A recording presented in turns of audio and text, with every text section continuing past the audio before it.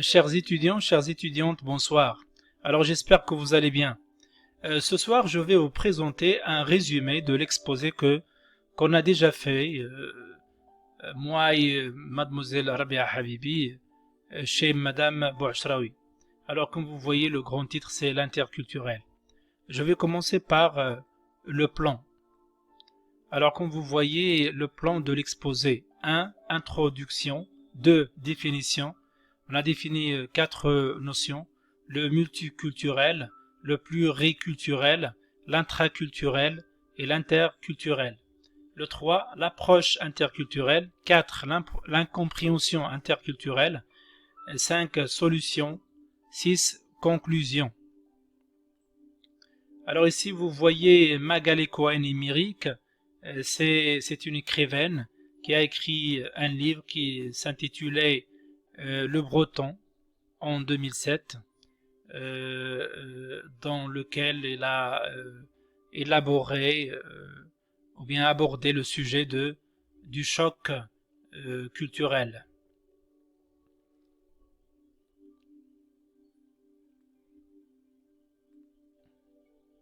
Alors je vais vous montrer un extrait. Comment ils ont été éduqués, à leur trajectoire migratoire, etc. Et aussi à leur impuissance face à des situations qu'ils ont avec leurs enfants. Et c'est, je pense, je dis pas, et puis il y a, je pense, des méthodes qu'il faut essayer. Je crois au groupe de parents, je crois aux médiateurs aussi qui savent très bien quand il y a des problèmes d'échec scolaire, etc. Je crois donc à des services sociaux, le service social de groupe, travail social en réseau, parce que il y a un chercheur québécois qui a beaucoup travaillé sur les réseaux dans lesquels s'insèrent des migrants, des réseaux au sein. Et ces réseaux, il s'avère qu'ils sont d'une aide très importante. Alors je continue mon exposé. Alors l'introduction. On commence par l'étymologie. Du latin inter. Alors inter est un préfixe. Je pense que vous avez déjà étudié ça dans la lexicographie. Inter, ça veut dire entre, parmi.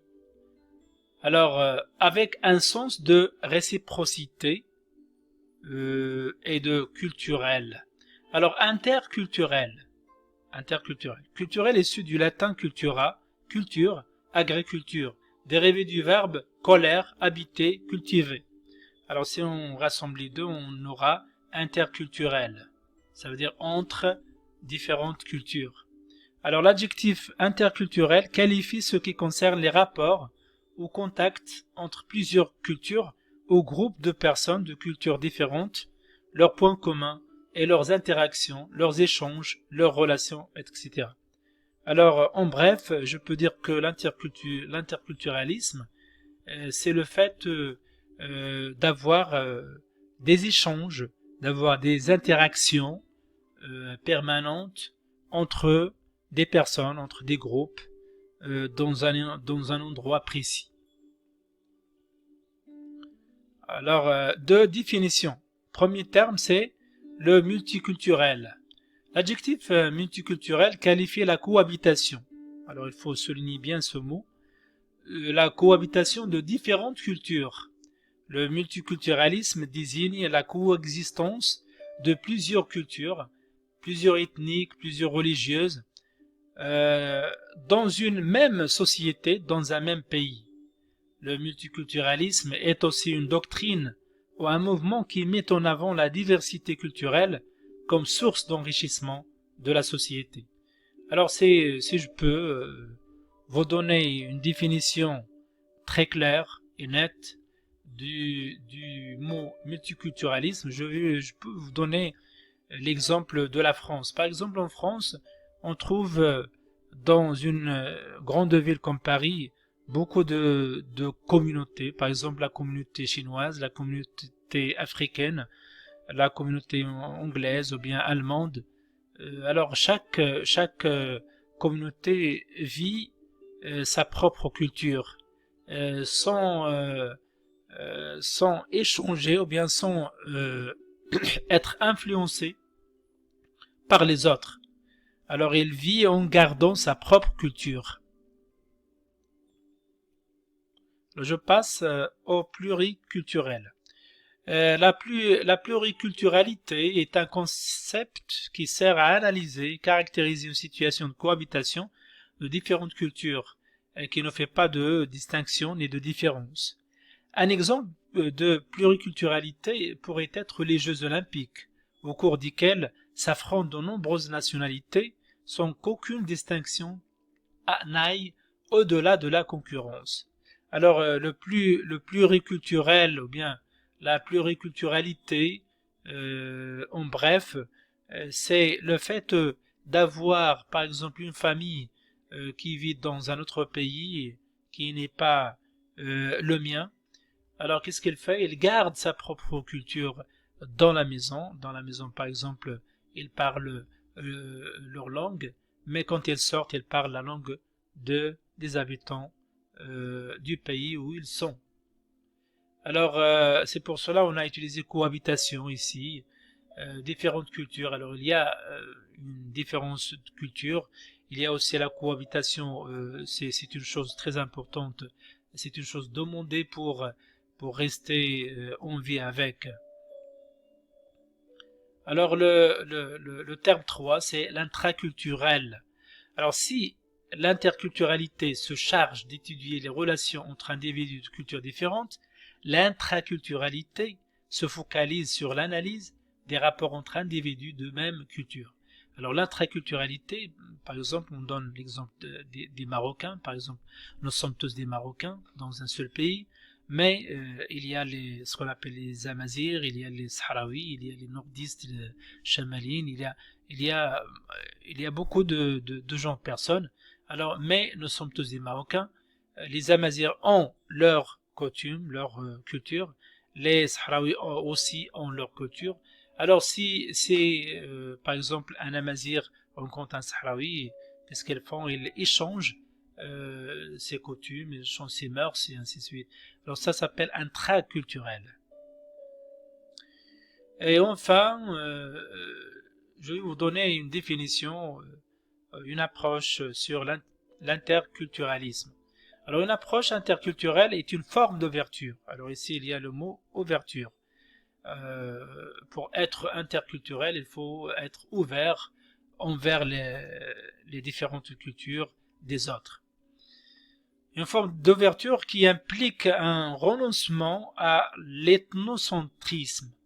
Elle considère que chaque pays, chaque peuple, chaque groupe humain possède une culture différente, qui lui est propre, et qu'il n'existe pas une culture, mais des cultures dont certaines coexistent et interagissent.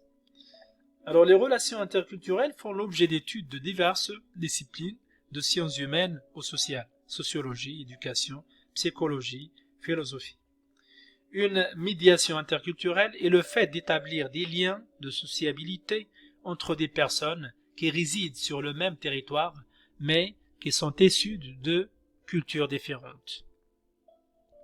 Alors comme vous voyez ici, il y a une image, l'interculturalisme imagé, il manque ici un A. Alors une image qui représente, qui reflète l'interculturalisme dans son propre sens. Alors ici vous regardez salam, vous regardez hola, bonjour, hi, abar. Alors ça on le trouve dans un pays où il y a beaucoup d'ethnies, beaucoup de personnes qui viennent partout dans le monde. La deuxième image, c'est une image où il y a le globe, où il y a la Terre, entourée par différentes couleurs, différentes personnes, et ça reflète et ça c'est un symbole d'union, un symbole d'égalité aussi, un symbole qui nous dit que nous sommes tous égaux sur Terre. Alors l'approche interculturelle. La culture désigne et détermine les modes de penser, de sentir, de percevoir, de communiquer, d'agir et de produire des objets concrets pour un groupe donné. Elle se compose d'un certain nombre de codes, de symboles, de langues, de mythes, de croyances et de valeurs qui lui donnent sa morphologie spécifique. L'ensemble de ces éléments constitue un cadre qui formalise notre rapport à nous-mêmes, aux autres et au monde extérieur. L'interculturalité, c'est d'acquérir l'ensemble de ces paradigmes d'une autre culture et de les faire siennes.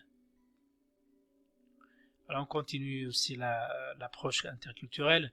La culture fournit à ses membres des codes conceptuels qui conditionnent la perception et le vécu des situations auxquelles elles sont confrontées et leur propose une grille de décodage des stimuli qu'il est nécessaire d'acquérir provenant de l'environnement, induisant vis-à-vis de ces stimulations des attitudes, des représentations mentales ainsi que des réactions comportementales.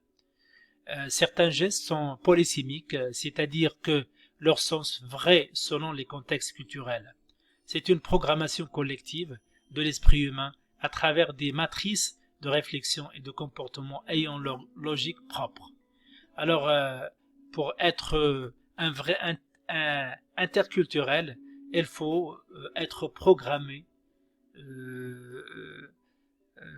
d'avoir l'ouverture sur d'autres cultures qui sont tout à fait différentes de la nôtre. Je continue. La culture acquise est inculquée avant et hors scolarisation par les parents, la famille et sa communauté d'origine et celle d'adoption. Elle porte sur les règles tacites du comportement relationnel devant être respectées dans les circonstances les plus diverses. Elle renvoie à des modèles stéréotypés de conduite qui servent de cadre de référence et de guide pour toutes les situations que rencontre un individu dans sa vie personnelle et professionnelle. Ce patrimoine culturel contient des paradigmes qui sont transmis d'une manière informelle, qui mettent du temps à être assimilés et nécessitent plusieurs générations pour faire sienne sa culture d'adoption. Alors maintenant, on passe à l'incompréhension interculturelle, et ça se trouve dans le polycopier. Alors il y a des points que Madame Cohen a cités dans son livre Le Breton. Alors il y a premièrement le choc relatif à la perception différentielle du corps, choc relatif à la perception différentielle de l'espace et du temps, et c'est la perception de l'espace, perception du temps, choc lié à des différences dans la structure et l'organisation du groupe familial. Alors il y a des sous-titres, la structure de la famille, conception de la place des enfants, modèle d'éducation, rôles sociaux. Ensuite, choc lié à des types différents de sociabilité ou le code de bienséance, choc en réaction au type de demande d'aide ou les conceptions des services et des rôles professionnels des intervenants, choc lié aux croyances magico-religieuses, choc relatif aux évolutions culturelles. Alors ici, il y a une vidéo qui représente ce qu'on appelle l'anti-interculturalisme. Alors il ne faut pas voir les choses en rose. Alors il n'y a pas toujours ce qui est positif, mais il y a aussi ce qui est négatif. Alors cette vidéo représente une dame qui est raciste, qui chasse un Chinois du métro. Pourquoi? Parce qu'il dit que ce Chinois elle va nous apporter le coronavirus. La solution, pour que l'interculturalisme se réalise concrètement, il faut travailler sur une compréhension culturelle pour que l'individu assimile les valeurs et les normes du pays concerné afin d'éviter les erreurs pouvant le conduire à se retrancher de la société de ce pays. En effet, il convient de dissocier les valeurs sociales partagées dans une société donnée des valeurs individuelles qui peuvent emprunter d'autres références à des cultures étrangères, religieuses ou sociétales différentes. Ces valeurs d'un nombre limité sont stables dans le temps et acceptées généralement dans un système culturel donné. Alors je passe maintenant à la conclusion. Le cross-culturel est un concept qui fait référence à une vision panoramique et globale de la culture, en détectant et assumant les différences entre les nationalités et les groupes, mais toujours avec une vocation